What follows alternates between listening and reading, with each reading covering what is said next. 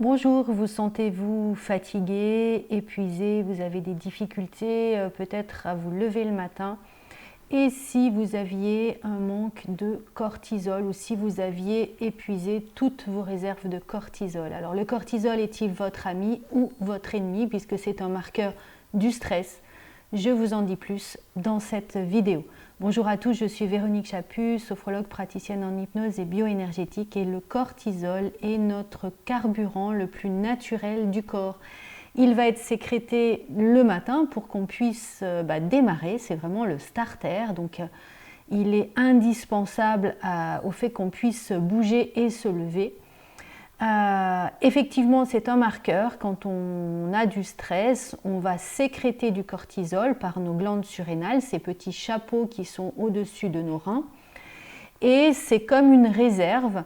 Le corps peut reconstituer cette réserve, donc on est apte à faire face à des stress, à des surplus d'activité, à beaucoup de mouvements dans une journée. Le stress n'est pas forcément négatif. Si j'ai beaucoup de tâches dans une journée, je vais stresser mon organisme. Les changements de température brutaux peuvent être aussi un stress, le froid, le chaud, de la musique trop forte. En fait, le stress n'est pas forcément quelque chose qui nous arrive de façon négative, mais souvent, c'est une adaptation. Et c'est comme ça que Cell le décrit comme la capacité à pouvoir s'adapter à une situation que l'on va vivre. Donc aussi bien un mariage peut être un stress qu'une naissance, qu'une séparation, bien entendu.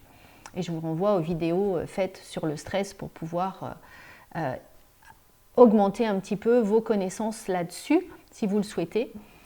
En tout cas, le cortisol va vraiment nous permettre d'avoir l'essence nécessaire pour pouvoir faire nos activités au quotidien. Donc sécréter le matin, c'est tout à fait normal. Et normalement, la courbe de stress, elle va tout simplement monter et normalement, quand tout va bien, elle redescend. Et donc notre organisme a le loisir et la possibilité de pouvoir reconstituer ses réserves. Par contre, dans nos sociétés, tout devient stress. Et du coup, notre courbe monte et elle continue. Ça s'appelle le stress chronique, c'est-à-dire que tous les jours, je sollicite mon organisme pour faire face à des situations qui nécessitent beaucoup d'énergie. Et comme on est dans une société de la performance, je fais, et je n'arrive pas à reconstituer mes réserves. Alors, on va avoir de la fatigue psychique et de la fatigue physique. Alors, comment reconstituer notre stock de cortisol et pourquoi faut-il le constituer? Tout simplement parce que quand on continue ce plateau, ça s'appelle le burn-in, c'est-à-dire qu'on se rapproche de notre phase d'épuisement, donc on va avoir une mauvaise mémoire, on va oublier des choses, on va être désorganisé, on va avoir l'impression de ne pas avoir le temps dans une journée de faire tout ce qu'on veut. Donc là, c'est que le stress est un petit peu trop important. Donc la première chose à faire, c'est de faire des pauses, tel le hamster dans sa roue. Si le hamster n'arrête pas de courir dans la roue ne s'arrêtera pas. C'est la même chose dans nos vies.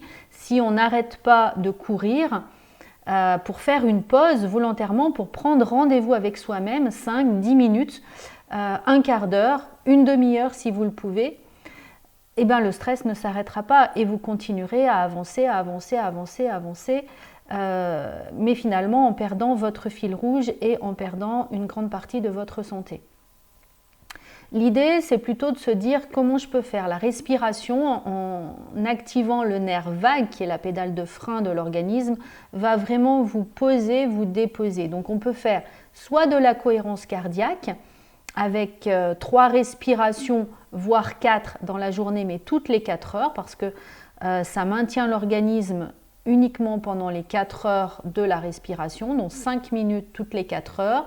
Souvent on dit en respiration 5, 6 ou 5-5 quand tout va bien. Et quand on est soumis à du stress, il faut aller sur du 4, 6, 6, toujours l'expire la plus longue quand on veut ralentir, voire 3, 7 le soir pour pouvoir s'endormir. Ça, c'est la première chose que l'on peut faire. On peut aussi commencer à mettre de la musique dans la voiture pour pouvoir chanter, parce que le chant va activer aussi ce nerf vague et pendant que vous chantez, votre organisme évacue un petit peu les tensions, donc vous pouvez vous reconstituer. De pouvoir passer des bonnes nuits. Plus ça va, plus les films commencent tard et plus on a tendance à se coucher après 23 heures et continuer à se lever pour 6 heures du matin, voire 6h30. Et du coup, la nuit n'est peut-être pas aussi réparatrice puisque les heures avant minuit comptent double dans le sens où notre sommeil profond commence plutôt dans la première partie de notre sommeil. Donc c'est important de pouvoir prendre le temps de se reconstituer. Donc plutôt avec un coucher autour de 10h30, 11h moins le quart maximum si vous êtes du matin. Voilà, de façon à pouvoir avoir une nuit complète. Vous pouvez également faire des micro-siestes.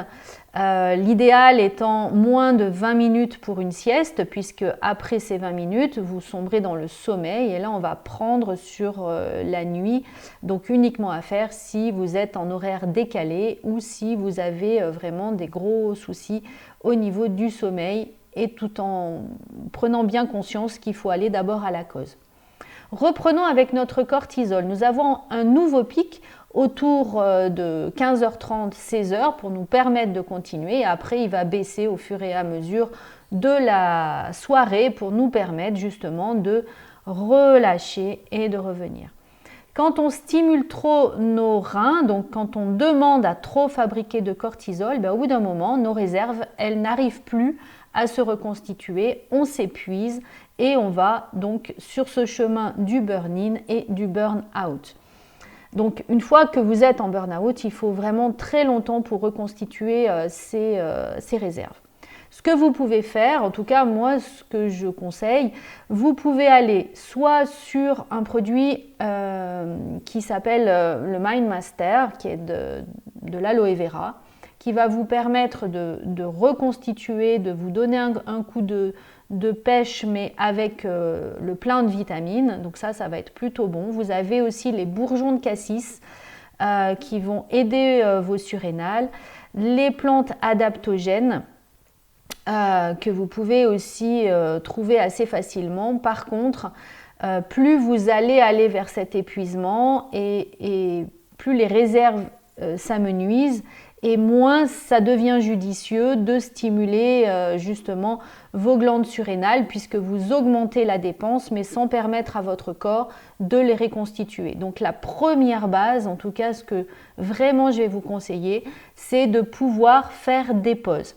Si vous sentez que vous êtes un petit peu trop juste tout seul, n'hésitez pas à voir un thérapeute. Si vous souhaitez faire un travail avec moi, c'est possible. Je suis aussi par webcam, donc à distance, c'est tout à fait possible. Donc n'hésitez pas à prendre rendez-vous ou voir un thérapeute proche de chez vous. J'espère que cette vidéo vous aura permis de mieux comprendre l'utilité du cortisol, de vous rendre compte que si on l'utilise comme un carburant en faisant des pauses, c'est un grand ami, indispensable. Et si on l'use, au fur et à mesure, effectivement, on va le voir comme un ennemi, mais c'est plus notre emploi du temps et notre hygiène de vie qui devient délétère pour nous. N'hésitez pas aussi à vous abonner à ma chaîne et à partager à un plus grand nombre puisque le cortisol, c'est vraiment l'épuisement, la fatigue et ça concerne quasi tout le monde. Belle journée à vous!